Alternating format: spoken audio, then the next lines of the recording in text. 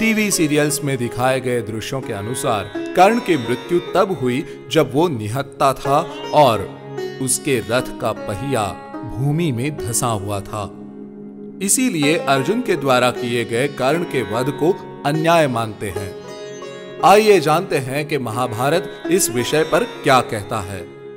पहली बात तो यह है कि रणभूमि में किसी योद्धा का रथविहीन हो जाना कोई बड़ी अथवा अनोखी बात नहीं थी।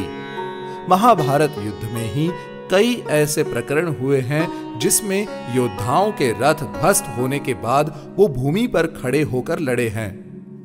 कईयों के तो घोड़े और सारथी भी मार गिराए गए हैं, जिसके बाद वो शत्रु से बिना रथ के ही लड़ने हेतु विवश हुए हैं। उदाहरण के तौर पर भीम ने कई कौरव योद्धाओं के रथ को ध्वस्त किया था। अभिमन्यु जब चक्रव्यूह में अकेला लड़ रहा था तब भी उसके पास कोई रथ नहीं था तथा रथ न होने की वजह से उसे युद्ध में किसी प्रकार का विराम भी नहीं दिया गया था। जिस दिन अर्जुन जयद्रथ का वध करने हेतु उसके पीछे भाग रहे थे, उस दिन एक समय पर आकर उनके घोड़े थक गए और भगवान श्री कृष्ण उन्हें रणभूमि से दूर ले गए। उस समय अर्जुन भी रथविहीन हो गए थे और उन्होंने पैदल ही भूमि पर खड़े होकर कौरव सेना से युद्ध किया था। ऐसे कई दृष्टांत हैं जो किसी योद्धा के रथविहीन होने को असामान्य घटना के रूप में नहीं देखता।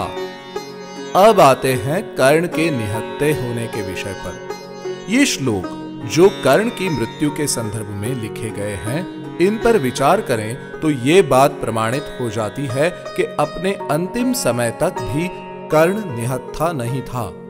और तो और वो अर्जुन से युद्ध करते हुए लगातार उन पर अनेक दिव्यास्त्रों से लगातार आक्रमण किए जा रहा था।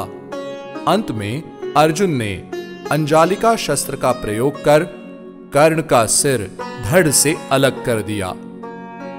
महाभारत में वर्णित इन सभी श्लोकों का विश्लेषण करने पर यह बात सिद्ध हो जाती है कि कर्ण की मृत्यु में कुछ भी ऐसा नहीं हुआ था जो युद्ध के नियमों के अनुसार अनुचित था।